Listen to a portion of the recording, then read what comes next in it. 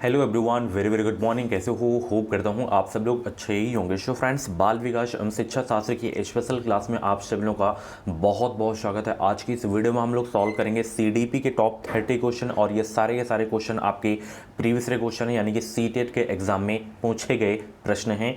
पूरी वीडियो ध्यान से देखना और जितने भी क्वेश्चंस आपके करेक्ट हों कमेंट बॉक्स में अपना स्कोर ज़रूर बताना। सभी लोग बताएंगे। वॉइस क्लियर आ रही? क्लास को स्टार्ट किया जाए। और भी क्लासेस अगर आप लोगों को देखनी है तो आप लोग प्ले लिस्ट में जाके देख सकते हैं। सीटेट की जो है स्पेशल आपको प्ले लिस्ट मिल जाएगी। वहाँ पर आपको जो है सिलेबस की वीडियो, एग्जाम पैटर्न की वीडियो एंड प्रीवियस पेपर की आपको वहाँ पर वीडियोज़ मिल जाएंगी। जितने भी मैं क्वेश्चन करवाता हूँ सारे के सारे आपके जो क्वेश्चन होते हैं वो प्रीवियस के क्वेश्चन होते हैं। अभी मैं 2022 का सॉल्व करवा रहा हूँ। ओके, चलिए उसके बाद 2021 का भी सॉल्व करवा दूंगा। ओके, यहाँ पे डेली क्लासेस का टाइमिंग आप सब लोग देख सकते हैं। इस बार सीटेट एग्जाम को क्वालिफाई करना है तो अभी कभी एजुकेशन भी साइड यूट्यूब चैनल को सब्सक्राइब कर लीजिए।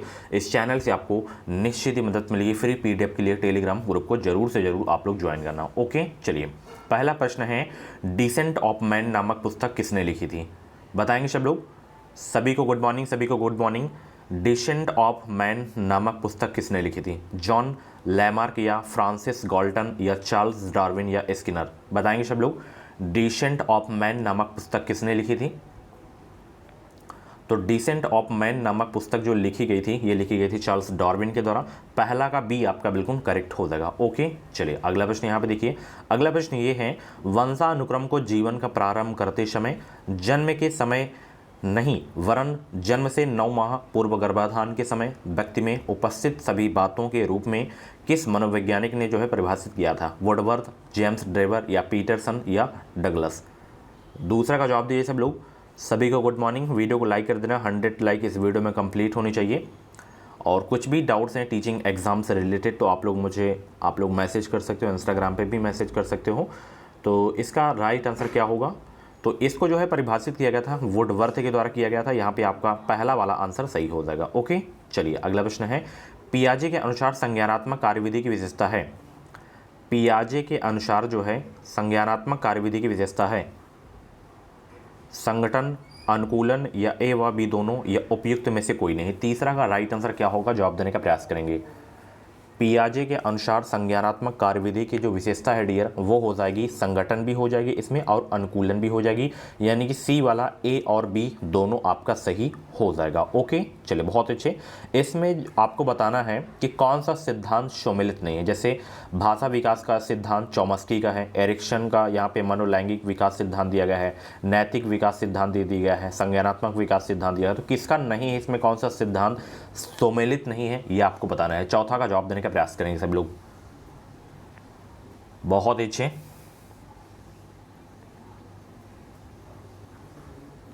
तो यहाँ पे देखिए भाषा विकास का सिद्धांत ये जो है चॉम्स्की ने दिया था। वेरी इंपॉर्टेंट क्वेश्चन है ये, पिछली बार के टेट में पूछा गया था और सीटेट में भी पूछा जाता है बहुत। और मनोलैंगिक विकास का सिद्धांत एरिक्सन ने दिया था और नैतिक विकास का सिद्धांत कोहलबर्ग ने दिया था। और यहाँ पे जो है संज्ञानात्मक विकास का सिद्धांत यहाँ पे दिया गया है, जो कि यहाँ पे क्या दिया गया है आपका, देखिए यहाँ पे ये भी सही है आपका। जो संज्ञानात्मक विकास का सिद्धांत दिया गया था पियाजे के द्वारा ही दिया गया था।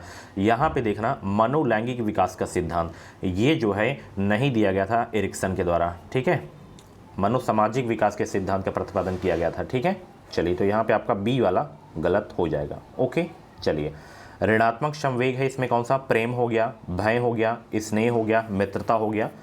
तो यहाँ पे ऋणात्मक संवेग है कौन सा, बताएंगे सब लोग। आंसर सोचने का अगर आप लोगों को ज़्यादा समय चाहिए तो आप लोग वीडियो को रुक भी सकते हैं, बट सभी लोग हर प्रश्न का जवाब ज़रूर से ज़रूर दिया करें। ऋणात्मक संवेग है तो ऋणात्मक संवेग इसमें आपका भय हो जाएगा। यहाँ पे आपका जो है बी वाला बिल्कुल करेक्ट हो जाएगा। समायोजन की योग्यता के रूप में बुद्धि को परिभाषित किया गया है किसके द्वारा? स्टर्न के द्वारा या क्रूज के द्वारा या बर्ट के द्वारा या उपयुक्त सभी? बताइए सब लोग, 6 का जवाब दीजिए सब लोग।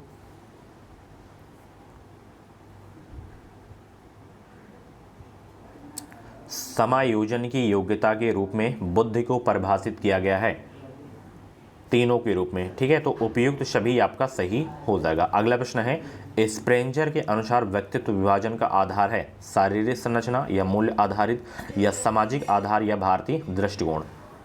बताएंगे सब लोग।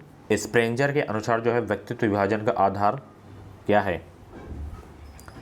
तो यहाँ पे 7 का आपका जो सही होगा मूल्य आधारित सही हो जाएगा। ओके, ये प्रश्न जो है बहुत पूछा जाता है टेट सीटेट में कि TAT परीक्षण संबंधित है किससे? बुद्धि परीक्षण से, सृजनात्मक परीक्षण से, व्यक्तित्व परीक्षण से या अभिवृत्ति परीक्षण से? बताएंगे सब लोग TAT परीक्षण का संबंध किससे है? वेरी इंपॉर्टेंट क्वेश्चन आपके एग्जाम के लिए। तो TAT परीक्षण को जो संबंध है वो व्यक्तित्व परीक्षण से। किससे है? व्यक्तित्व परीक्षण से। वेरी इंपॉर्टेंट क्वेश्चन है, स्टार लगा के नोट कर लेना, क्वेश्चन पूछा जा सकता है। अगला प्रश्न है, व्यवहार के कारण व्यवहार में आया कोई भी परिवर्तन सृजनात्मकता या अधिगम या अभिक्षमता या बुद्धिलब्धि कहलाता है? बताइए। बहुत अच्छे, सभी को गुड मॉर्निंग, सभी को गुड मॉर्निंग। वीडियो को लाइक कर दीजिए, शेयर कर दीजिए सब लोग। चलिए सभी लोग जवाब देने का प्रयास करेंगे। तो यहाँ पे व्यवहार के कारण व्यवहार में आया कोई भी परिवर्तन क्या कहलाएगा? अधिगम कहलाएगा। ठीक है, चलिए अगला प्रश्न है, अधिगम की विशेषता नहीं है इसमें। अधिगम क्रियाशील है, अधिगम उद्देश्यशील है, अधिगम वातावरण के परिणाम स्वरूप होता है, अधिगम आचरण को प्रभावित करता है। तो अधिगम की विशेषता नहीं है कौन सी? बहुत अच्छे। तो अधिगम की इसमें जो विशेषता नहीं है, इसमें ये वाली नहीं है, अधिगम उद्देश्यहीन है, ये आपकी अधिगम की विशेषता नहीं है। बाकी अधिगम क्रियाशील है, अधिगम वातावरण के परिणाम स्वरूप होता है, अधिगम आचरण को प्रभावित करता है। ये तीनों आपके सही हो जाएंगे, बी वाला आपका नहीं सही होगा। ठीक है, चलिए अगला प्रश्न है, अधिगम वक्र में पठार निम्न कारण से आता है। उत्साह में कमी, नीरसता या सीखने में मदद न मिलना या उपयुक्त सभी? अधिगम वक्र में पठार निम्न कारण से आता है, उत्साह में कमी से भी आता है, निरसता से भी आता है, सीखने में मदद न मिलना से भी आता है। तो यहाँ पे उपयुक्त सभी आपका सही हो जाएगा। ठीक है, चलिए थॉर्नडाइक के सीखने के प्रमुख नियम है तत्परता का नियम, मनोवृत्ति का नियम, सादृश्यता का नियम, ये उपयुक्त में से कोई नहीं? बताइए सब लोग। थॉर्नडाइक के सीखने के प्रमुख नियम कौन से हैं? सभी लोग वीडियो को लाइक कर दीजिए। तो यहाँ पे आपका जो सही हो जाएगा प्रमुख नियम आपका तत्परता का नियम हो जाएगा, ए वाला। ओके, चलिए क्वेश्चन बहुत पूछा जाता है, क्रिया प्रसूत अनुबंध सिद्धांत के प्रतिपादक कौन है? स्टार लगा के नोट कर लेना आप लोग इस प्रश्न को।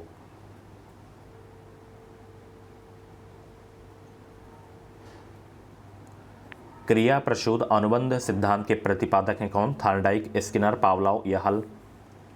तो वो है स्किनर। ओके, बहुत अच्छे। अगला प्रश्न है, क्लार्क एल हल द्वारा प्रतिपादित प्रबलन सिद्धांत को जो है किस नाम से भी जाना जाता है? बताइए किस नाम से भी जाना जाता है? नैमित्तिक अनुबंधन सिद्धांत या यांत्रिक अनुबंधन सिद्धांत या गणितीय सिद्धांत या क्रिया प्रसूत अनुबंधन सिद्धांत? 14 का जवाब दीजिए सब लोग। क्लार्क एल हल द्वारा प्रतिपादित प्रबलन सिद्धांत को किस नाम से भी जाना जाता है? तो गणितीय सिद्धांत के नाम से भी जाना जाता है इसको। ठीक है, यहाँ पे आपका सी वाला बिल्कुल करेक्ट हो जाएगा। अगला प्रश्न है, गिलफोर्ड व मैरीफोल्ड के सृजनशीलता परीक्षण के घटक हैं।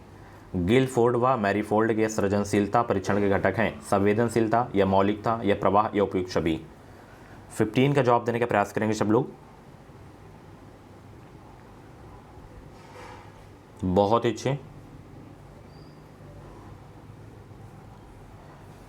गिलफोर्ड व मैरीफोल्ड के सृजनशीलता परीक्षण के घटक हैं, तो वो आपका हो जाएगा सभी, उपयुक्त सभी आपका सही हो जाएगा। ओके, चलिए एक विद्यार्थी अपराधी प्रवृत्ति का है, वह है शैक्षिक दृष्टि से विशिष्ट बालक या बौद्धिक दृष्टि से विशिष्ट बालक या समस्यात्मक बालक या शारीरिक दृष्टि से विशिष्ट बालक? बताइए सब लोग। एक विद्यार्थी अपराधी प्रवृत्ति का है, वह है समस्यात्मक बालक हो जाएगा। ठीक है, 16 का सी आपका बिल्कुल करेक्ट हो जाएगा। टर्मन के अनुसार प्रतिभाशाली बालक की बुद्धिलब्धि किससे अधिक होती है? जो प्रतिभाशाली जो बालक होते हैं उनकी जो बुद्धिलब्धि होती है वो कितनी होती है? 140, 135, 30, 120? इसको मैं पढ़ाऊंगा स्पेशल टॉपिक वैसी क्लास में। अब दिवाली के बाद ही आपकी टॉपिक वैसी क्लास स्टार्ट होगी। ओके ना, दिवाली के बाद। तो देखिए जो प्रतिभाशाली बालक होते हैं उनकी जो बुद्धिलब्धि होती है 140 प्लस होती है। ओके, चलिए शिक्षण सूत्र जो हैं व्यवहार से तर्क की ओर होते हैं या निश्चित से सूक्ष्म की ओर या विश्लेषण से अंश की ओर या विशिष्ट से सामान्य की ओर? शिक्षण सूत्र तो शिक्षण सूत्र जो है विशिष्ट से सामान्य की ओर होते हैं। 18 का डी आपका बिल्कुल करेक्ट हो जाएगा। अगला प्रश्न यहाँ पे देखना, मैस्लो की मांग पदानुक्रमिक सिद्धांत के अनुसार निम्न स्तरीय आवश्यकता है। शारीरिक मांग, आत्मसम्मान, सामाजिक मांग या आत्मसिद्धि। मैस्लो की मांग पदानुक्रमिक सिद्धांत के अनुसार निम्न स्तरीय आवश्यकता है।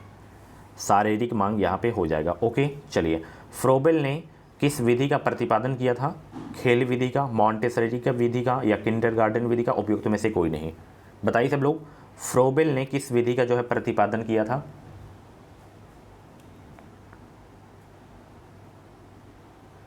फ्रोबेल ने किस विधि का प्रतिपादन किया?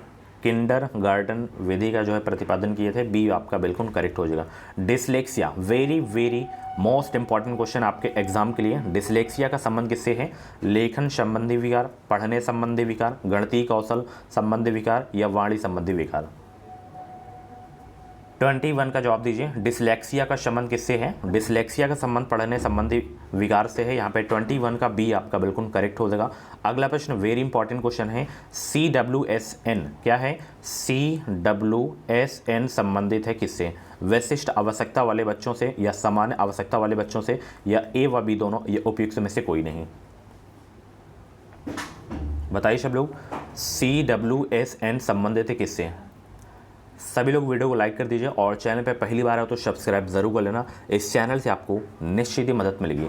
CWSN संबंधित है किससे संबंधित है भाई? विशिष्ट आवश्यकता वाले बच्चों से संबंधित है। यहाँ पे आपका ए वाला बिल्कुल करेक्ट हो जाएगा। ओके चलिए, बहुत अच्छे। शिक्षण की विचारधारा जो है, शिक्षण की विचारधारा से संबंधित है बुश, WLN या एचिसन या उपयुक्त सभी? शिक्षण की विचारधारा से संबंधित है।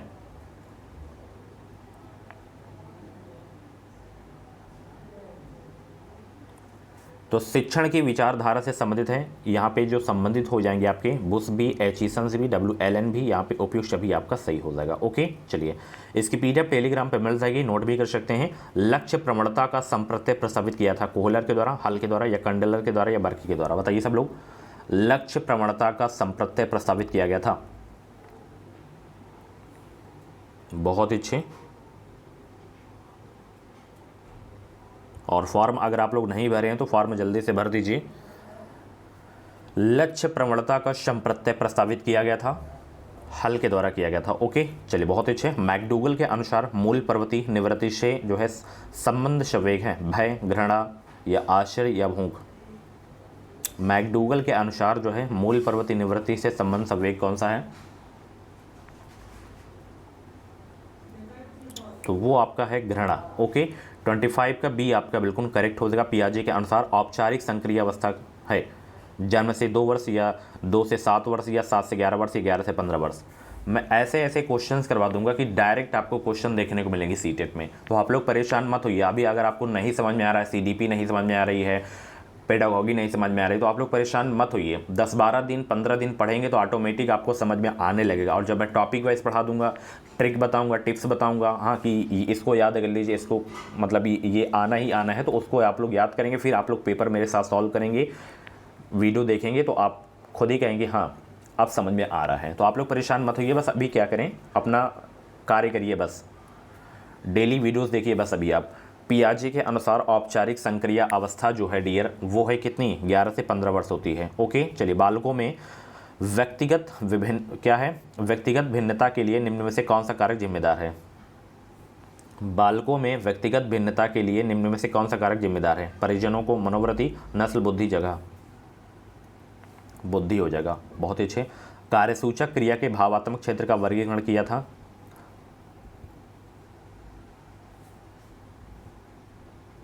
तो ये किया गया था कृथवाल के द्वारा और ब्लूम और मसीहा, इन तीनों के द्वारा। तो उपयुक्त सभी आपका सही हो जाएगा। अगला प्रश्न है, ब्लूम तथा सहयोगियों के अनुसार भावात्मक क्षेत्र का एक स्तर है समाजीकरण, अभिवृत्तिकरण, संवेगीकरण या स्वाभाविकरण?